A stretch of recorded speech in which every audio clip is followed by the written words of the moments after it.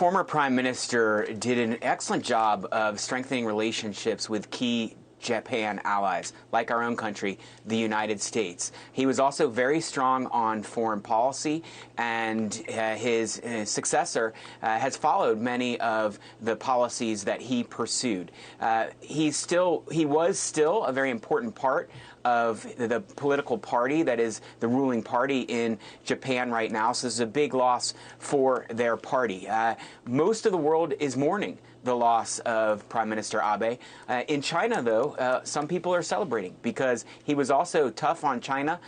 He helped revive the Quad alliance with the United States and Australia and India to confront China in the oceans where China is trying to take over many areas and to restrict shipping lines. And so he was very strong on that as well. Hopefully the Prime Minister is going to continue some of these trends, but his party is obviously reeling by this loss, which was unforeseen and tragic. And there's also a question of, as you mentioned, whether the security was strong enough. You know, here in the United States, our former presidents have Secret Service protection for the rest of their lives. And obviously, whatever protection Abe had as a former prime minister didn't work in this case. And you mentioned China. Of course, he drew Japan closer to the West. It already is, but closer to the U.S.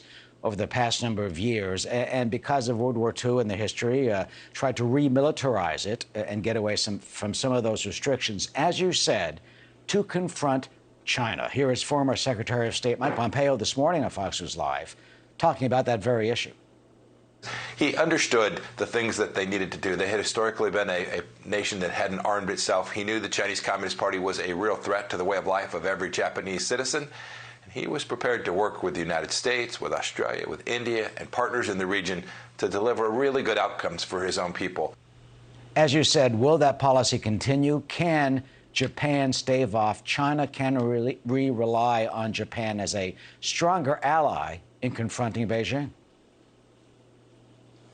Well, I think those are important questions. Obviously, Prime Minister Kishida is pursuing many of the same policies. He was perhaps a bit more liberal than Abe, although he's turned to the right a bit and is much stronger on defense. He's actually leading the effort to revise Japan's constitution so that they can build up their military, in part in response to the threat from China. Japan has been very good on Ukraine as well in terms of supporting the U.S.-led alliance to help Ukraine in its resistance to the invasion by Russia. And so it's important that the current prime minister pursue that policy as well. All right, meanwhile, before I let you go, Boris Johnson, I mean, you know, getting out of 10 Downing Street, one of the MPs said he could get elected but couldn't govern. Obviously, conservative PM will be chosen. Your thoughts on Mr. Johnson?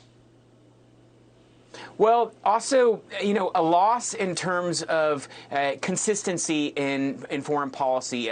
Boris Johnson was just at the G7 meetings with the United States and the other G7 countries. A number of agreements were entered into, so that puts a little bit at risk that, you know, there's a vacuum in leadership right now in the UK. I look at this in particularly with respect to the policy towards Ukraine because Boris Johnson was such a big supporter of President Zelensky. He formed a very strong relationship with President Zelensky. Reportedly, he had phone calls every week with President Zelensky, and he, of course, was one of the first world leaders to visit President Zelensky in Kiev after the invasion by Russia, which was very brave of him to do. But most importantly, the UK has provided at least almost $3 billion in weapons to Ukraine since the invasion by Russia. That's the second most behind only the US, which has provided a little over $5 billion. And the UK has provided almost as much in weapons to Ukraine as the rest of Europe combined. So we hope that the next Prime Minister of UK will continue this policy and that there won't be much daylight between the US and the UK on resistance to Russia and also in